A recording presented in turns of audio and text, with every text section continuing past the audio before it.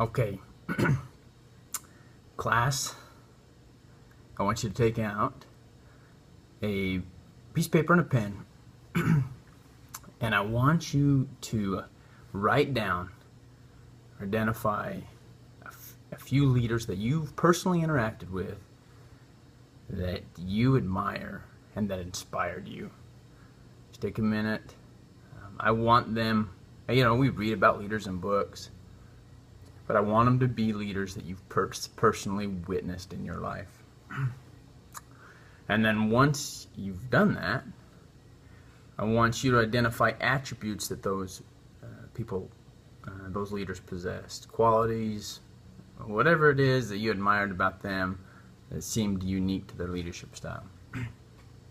So I've done the same thing for myself, and I want to tell you about one of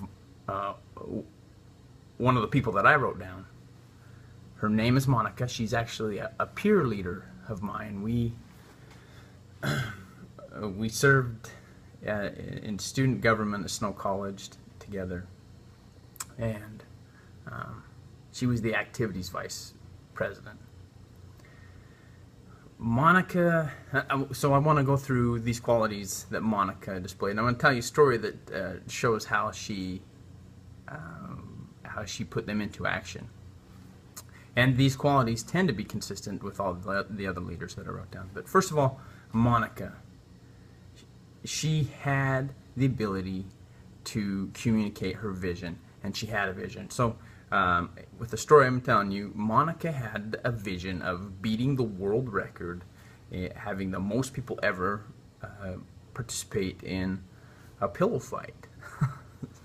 So she got way excited about this. She had this vision. She knew she could accomplish it, and she rallied those under her to buy in to this vision of beating this world record.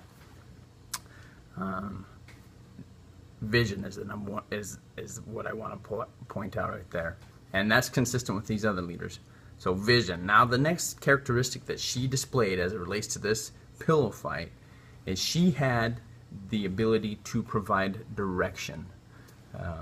She was able to lay on a plan to accomplish this vision of hers. She had assignments. She assigned somebody to incorporate the community, because Snow College isn't very big, so the student population there can only contribute so much. So she pulled in Ephraim community, and there was somebody dedicated to making sure that Ephraim community was involved. There was somebody dedicated to safety. You're going to have 5-year-olds out there and 18-year-olds out there swinging pillows. How do we protect those people? To draw them in, we needed the jazz bears who she picked. Let's get the jazz bear here and get the media here so we can create excitement around this vision. So she was able to have a vision and communicate that. She was able to implement direction to achieve that mission. She was able to, here's the third thing, she trusted those she delegated to, and they felt empowered by her to accomplish their portion of the pie. Now she would check in with them and make sure things were going well and give input where she thought it could be helpful to them, but yeah, she trusted them to achieve this objective. Finally, and there's more qualities than these that she exhibited, but these are important for this story. She showed grit. That's the fourth thing, grit. She wasn't a flashing out leader. This wasn't a one-time event. She was consistent throughout the process to beat the world record in pillow fighting, and she carried that same tenacity, that same grit into other activities and throughout her tenure as the activities vice president. So, and now to bring this full circle, think of yourself in your own leadership style. Now, if somebody were to make a list about you, and we've all come here to be leaders, if somebody was to make a list of their favorite leaders, would you, one, be on that list?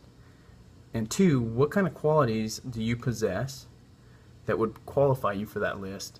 And what ones do you lack? And let's talk about how we can better develop ourselves to be this kind of leader like Monica. Thanks for your time.